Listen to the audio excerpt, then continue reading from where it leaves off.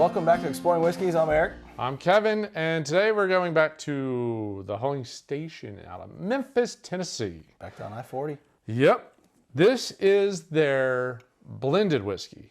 So it's a pretty simple blend.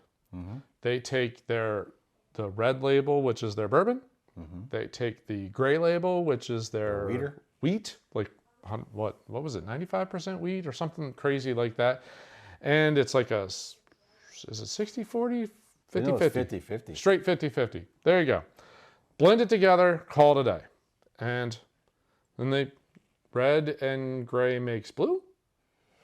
No, that's not how it works in my math, but whatever. So that's what this is. This is, the other good part on this guy is it is 100 proof. So I know, like that. I think, what is it, the bourbon's 90? And is the wheat 100 or 90? The wheat is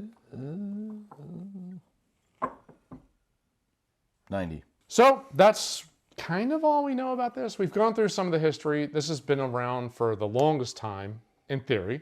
So 66. 66. Okay, there it is. Established 1866.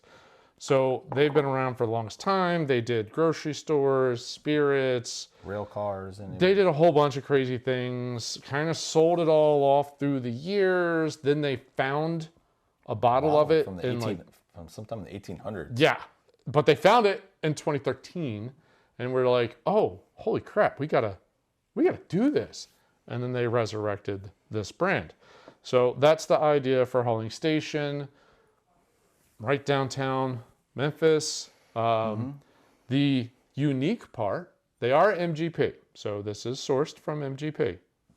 Uniquely, they're not picking it from MGP. MGP is distilling it for them, is the better way to say it. They're trucking.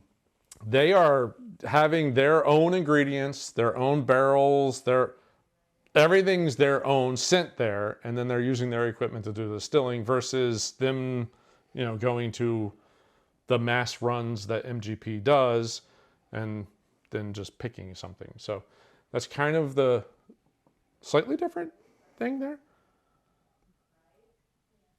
Wow, that is light. I'm curious, is it cheaper to do it that way? It's less capital intensive. If you don't need to buy the stills and all that kind of stuff. No, I understand the still part, but if instead of just going up and picking your own, I'm going to say flavor, it's a control thing. You know exactly, which farms you're getting your grain from, which, who's doing your barrels, all that kind of stuff, versus I got to assume the grain, like MGP's grain silos are probably ginormous and it's just all dumped in there. So there's less control, is what my guess would be. Can you imagine the different labels for this Canadian rye? Like Pennsylvania rye, Minnesota rye. It's all the same rye. It's all 95.5. To us it is. Now, that is one of the interesting. So their bourbon is one of the highest rye bourbon I've ever seen. 44% rye in their bourbon. They're 52%. That's the red label, right? That's the red label. Don't taste. I don't remember tasting any rye in that blend. It's really odd that there's so much rye in there that you still don't taste it. Very odd. All right, to this one. So this one, yeah. I get it. A little vanilla. Cinnamon. Touch of ethanol, but not very strong. It's solid. There's nothing wrong with that nose. I'm going to say a little muted, though. It's pretty light nose. I get a little bit of ethanol. Yeah. I mean, 100 proof, you're going to get a little bit. But I'm not getting It's not burning, but right, you pick it up. You pick it up. The note's there, but it's not burning the nose hairs. Cinnamon. There's a little, what is that? Rye. There's a little bit of a rye spice there. On the finish. Gets a little spicy. But then it goes almost creamy. I got a little cinnamon. like an initial, like really Yep. like a pretty solid cinnamon initial palate. I get like more of a, it's kind of the rye spice, but there's almost a little bit more of an herbal note in there Okay. on the rye side. And then, yeah, there's something funny at the end that's, yeah, okay, I'll go with creamy. I don't know. I got nothing. It's a little funny. I'm not there yet. The cinnamon, I just thought I recall the cinnamon being really stronger, and it's really pretty apparent on the nose. You chew feel that? I haven't chewed it yet. That's a lot of cinnamon. Wow. That is, I feel like I remember being out of sampling the 4. This was my favorite. I'm going to say this was my second. Out of the like standard lineup, this was my favorite. I agree. I think the single barrel is really good. Yeah, you chew on that, a lot of cinnamon, like candy, like cinnamon candy. Heavy cinnamon. Wow. I can't get anything else now. It's like so super cinnamon. Yeah, there's something else, and I cannot figure out what it is. All right, well, go to it, add the water, and see if we can add something to it. Well, we're going to give a shout out who organized the Yes, tasting. absolutely. Yes. So the Paul Mink put together the tasting. Huling Station was nice enough to come up and kind of do an impromptu. We had a handful of guys from our whiskey club, some guys from another whiskey club. We met at his pool house and went through the lineup. Yeah, got to do their bourbon, the wheat, the blended whiskey, And then the single barrel. and a single barrel. Went through that whole thing. It was great. Yeah. It was still pre-COVID-y.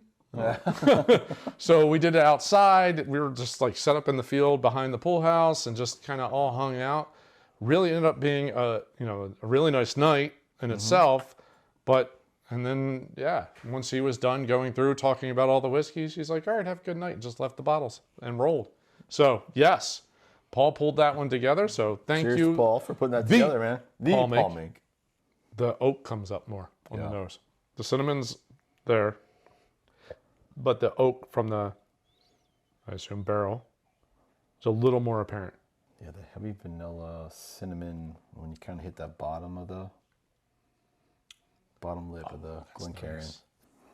I like it with the water.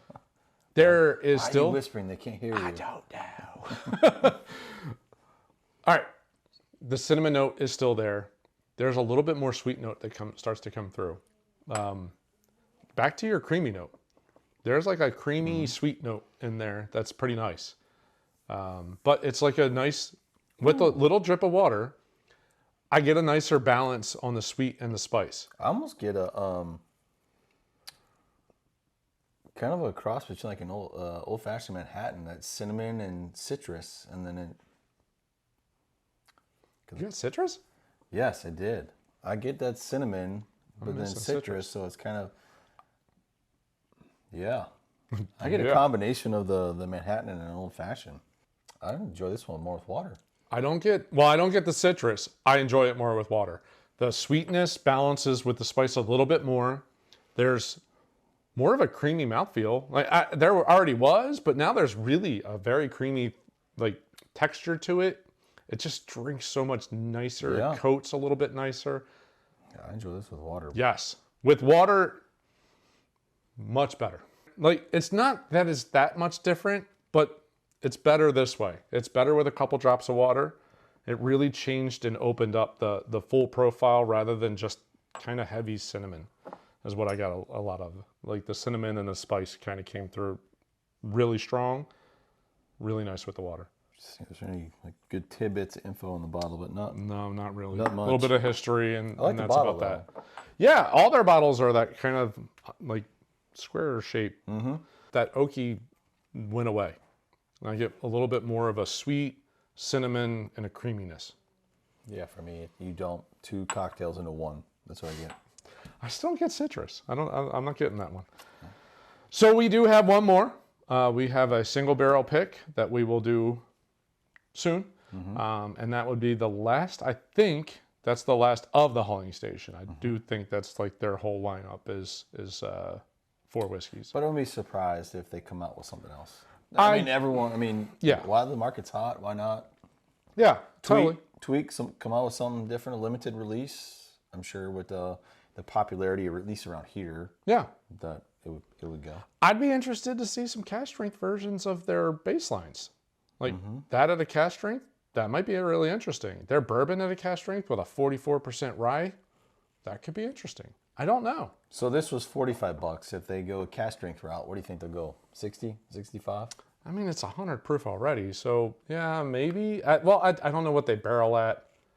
Why do I want to say they're one of the ones that barrel at like 110? I think they barrel a little bit lighter. So maybe it's 113-ish by the time it comes out of the barrel. Watered down. Yeah, so maybe like... I hate to say water, proof it down. Yeah, Proof so it probably down. like $55-$60. Which, if it was 100 and whatever, say 15-ish, that'd be interesting. It'd be interesting. I don't see any age statement on here. So if it's straight whiskey and there's no age statement, that makes it at least 4 years. Well, again, kudos to the Paul Mink for putting this... no, I want to say it's an impromptu, but just kind of the side tastings. Yeah, we a have little our, extra we have something. Our normal tastings for the Whiskey Club. We're finding out more and more that their labels and distilleries out there are Right. obviously willing to kind of meet with the whiskey clubs that are out there to kind of get their name out there. I know I've only had one or two prior to that tasting, and being able to taste the other two was nice. I don't know if anyone's watching out there, that's a rep. We'd love to get you out to our whiskey club. Hit us up on the channel. We'd love to bring you out. Yeah, and you get a twofer. Not only do you get the whiskey club and everything that goes along with that, then you'll also roll into the channel and get a little review and shout out on there. Absolutely. So you twofer. A little more bang for your buck. So no, it was a great night. Appreciate Paul putting that together. I think it's pretty phenomenal. Solid. That's pretty solid whiskey. Very solid. Very solid whiskey. Very For the solid price, whiskey, that's very especially solid. for the price. Again, I would imagine, given the popularity of the bourbon right now and the whiskey market right now, that they're probably working on some other stuff. Yep. Like, to your point, it'd be awesome with some cask strength. Yeah. Or just another label, another Yeah, color. why not? Maybe a green. Hope you appreciate our review of this. Hopefully knocked it out of the park. Or if we missed something, or... Yeah. Love to hear from you. Love to hear from you. Again, as always, we'd love to if you enjoyed it, to give us that thumbs up, that like. And if you're new to the channel, subscribe, hit the bell icon, get notified every time we put out a new episode. Yeah. Love to hear from you. Throw a comment on there if you've been through Memphis and swung by their distillery. Absolutely. Well, we appreciate you joining this episode. Thanks for watching. Cheers. Cheers.